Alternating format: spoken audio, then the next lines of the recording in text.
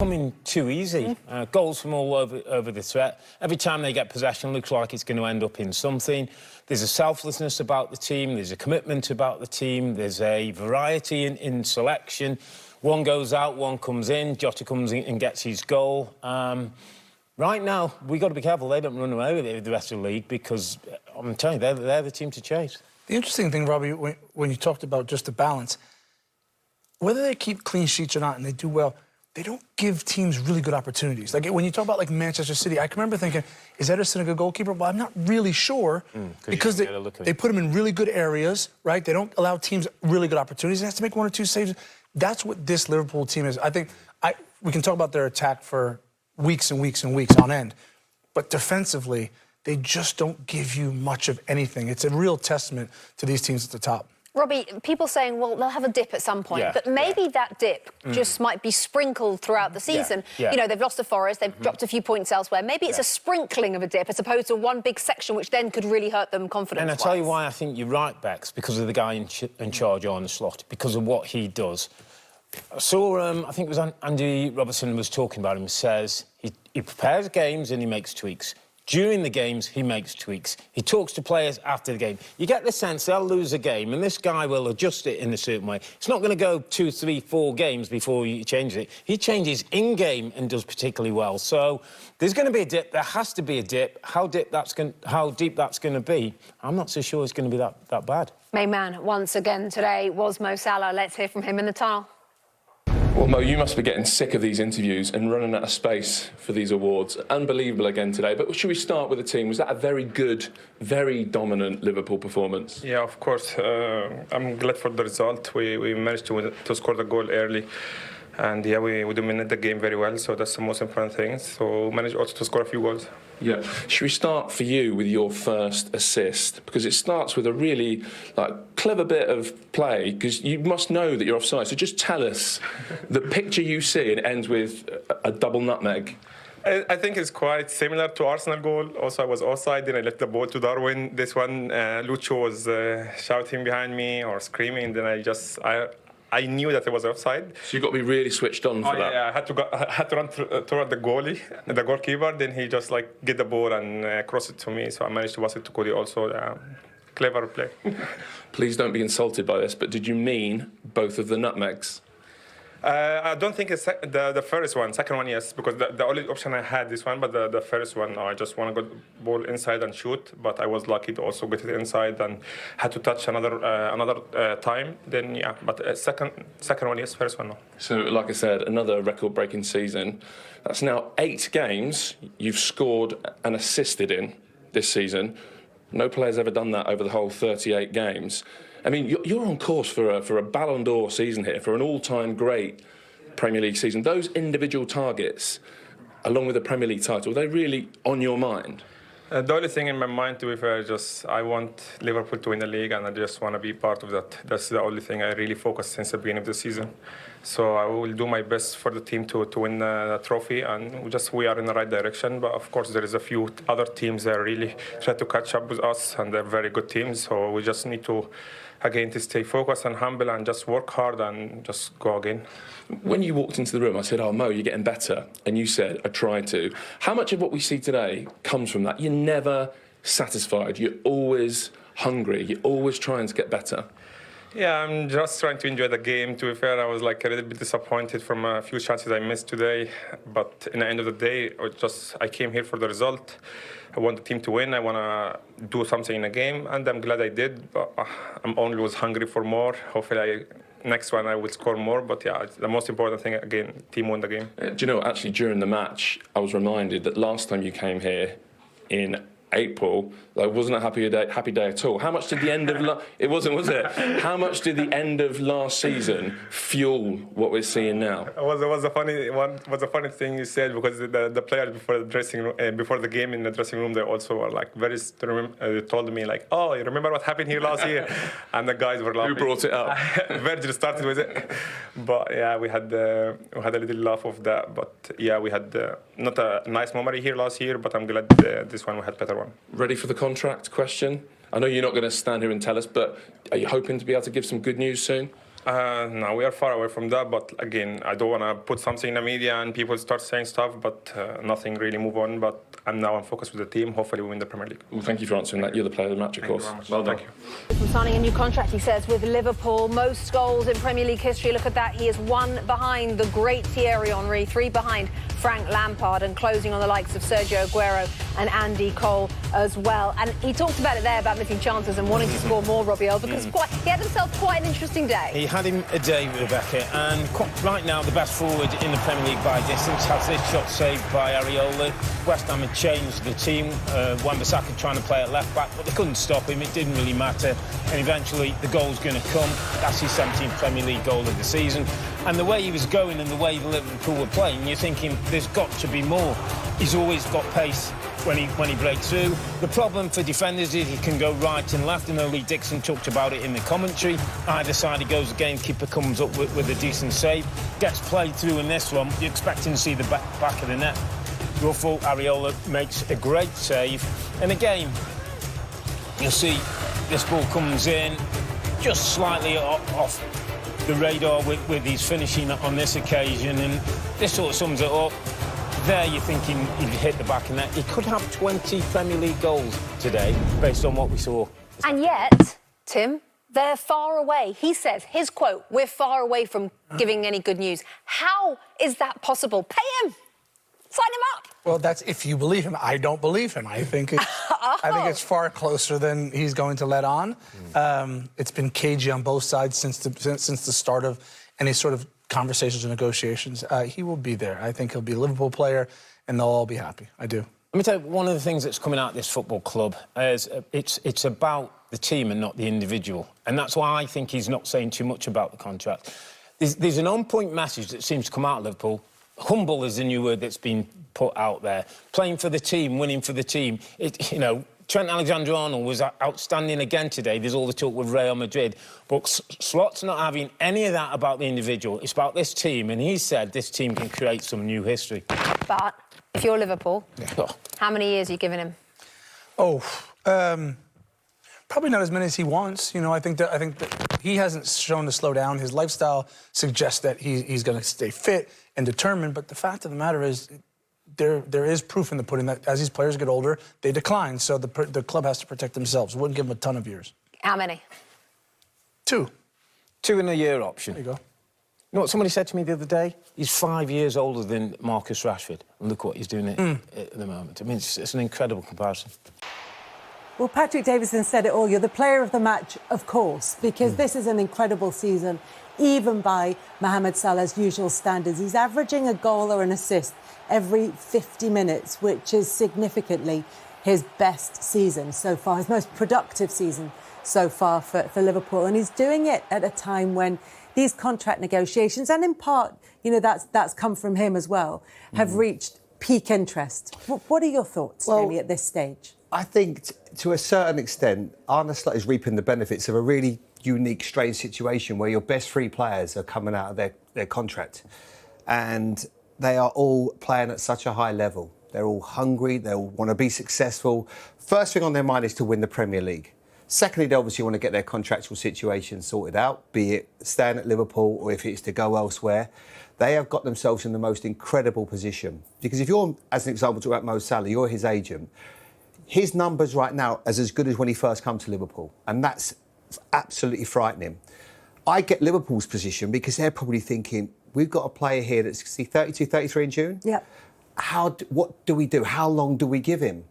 Do we want to give him he might want a 4-year contract as an example. Right now, he looks like he could play for the next 4 years, but you just don't know. Some players, all of a sudden, they reach the peak, and then maybe their levels start to drop. You think about 2 players that signed huge contracts in the Premier League history, was Ozil, maybe Aubameyang. They signed the contracts, their form drops. I don't see that with these 3 players. Whatever they do, whatever they decide to do, I think they're so hungry, they're so effective, so good at what they do, and it's playing into Liverpool's hands because their form is so good. They are playing at such a high level. It's actually a fascinating situation that's going to play out. I honestly think he's going to end up signing his contract. They're going to have to find some middle ground on what they want, because he still wants the top money, but Liverpool are probably a little bit nervous about his age and not wanting to give players because of his age and everything, maybe giving him too long a deal. But because he's playing so well, he's almost forced that issue for Liverpool to have to give him what they want. I do genuinely believe that. And it's the same with Virgil.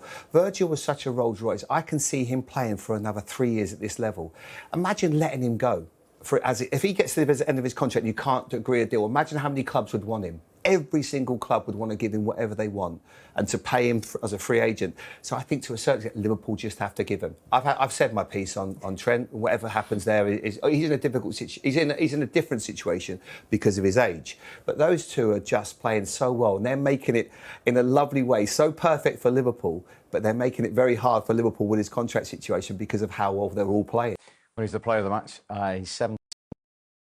Well, in January he could, yeah, but that's going to happen though. He's going to get to. Nothing's going to happen. Yeah, well, in January he could. Yeah, well, in January he could, yeah, but that's going to happen. There's a line that the pieces fit in. Saw Real Madrid desperate for a right back. You know, their current right back's aging. Their current right back has got a cruciate knee ligament injury. They're desperate for a right back. Trent Alexander-Arnold, nothing left on his contract. On a free at the end of the year. It's a new challenge. His good friend, Jude Bellingham's out there. There's a lot of things that piece together that makes me think, you know what, that one could happen.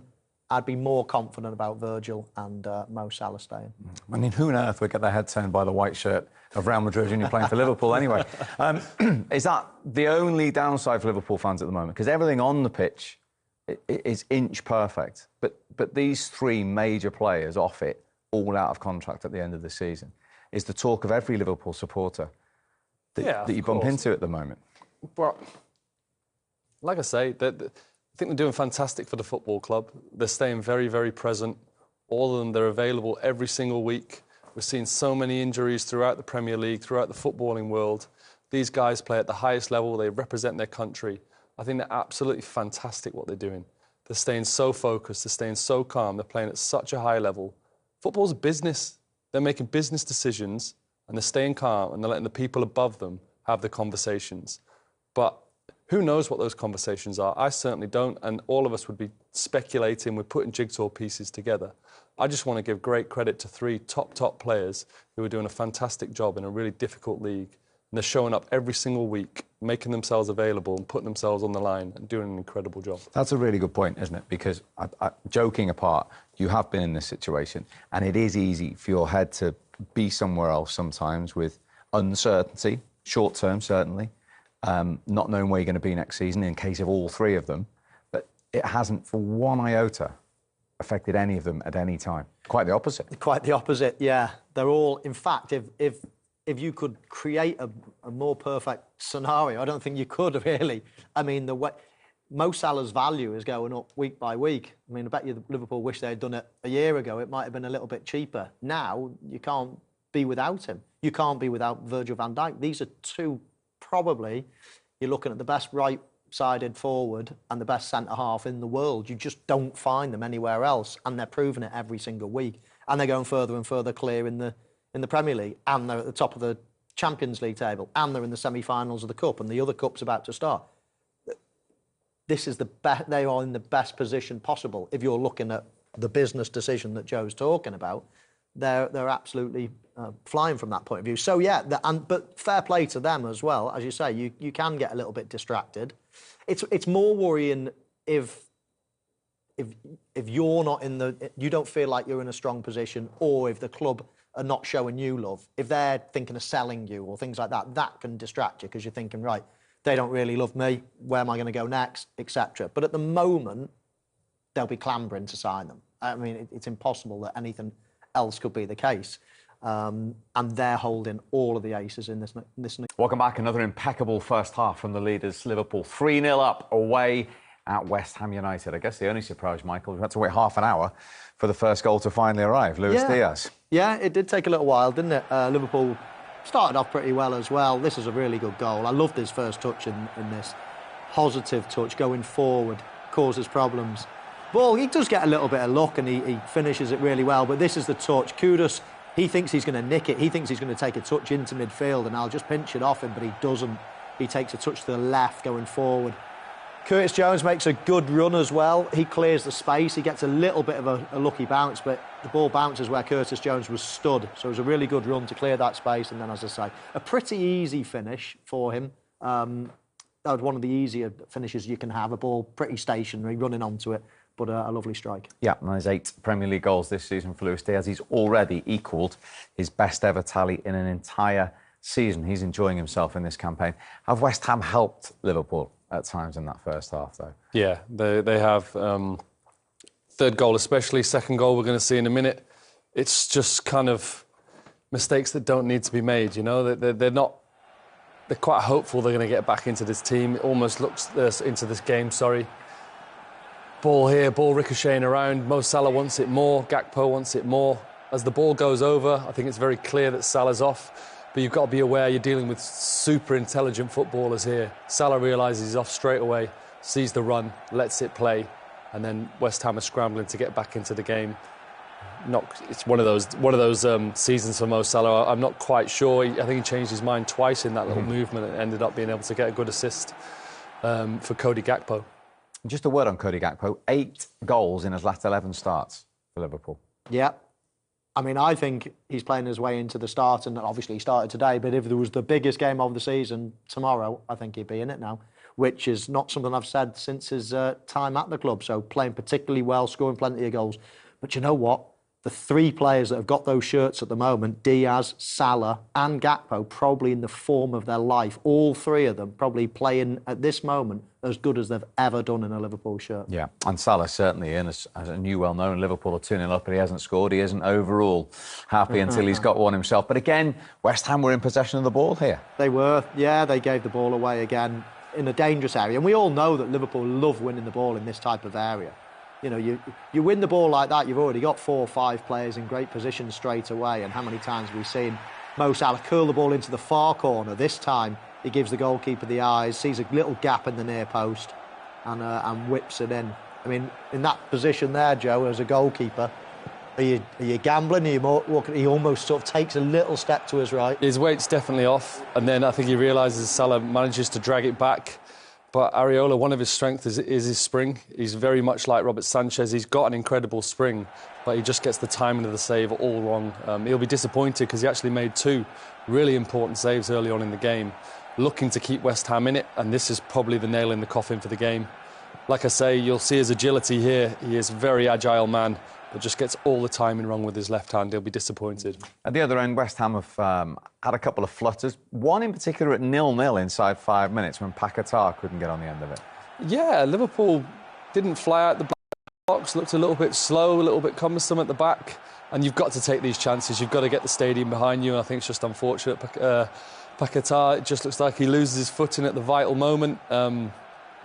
You need to score goals like that when you're up against it against Liverpool. Kudus always looking lively. You know, if anyone's likely, it's him and Jared Bowen who need to bring the fight to Liverpool. That's a beautiful strike, but just not good enough.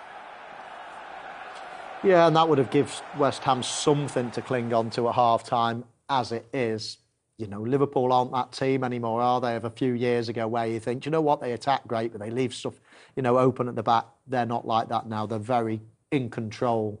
And I can't imagine West Ham are going to get back into this. Liverpool.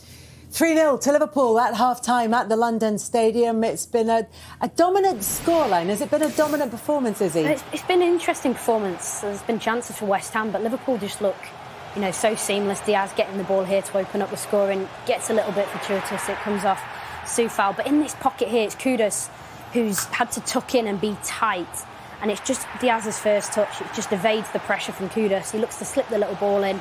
He ends up in the rebound, and it's a really clean finish. He gives the keeper the eyes. This is the big moment because this is West Ham starting to get in the ascendancy. Kudus has been really good in this first half. Hits the inside of the post. That one goes in. The crowd are up. All of a sudden, everything changes. But he has been so lively. He gave Robertson a bit of a scare in the first minute when he nicked it off him. And he's been the leading, certainly the leading light for West Ham. But then 2 minutes later, this is the most underrated ball in football right now because you just turn the team. Salah's so bright. This bit of skill, I'm struggling if he means it or he doesn't, but because it's Salah, I'm going to give him the benefit of the doubt. That pass there, and you can see, he knows if he touches it, he's offside. Trent comes alive, that skill, and he just goes past Mavropanos, gets another touch there.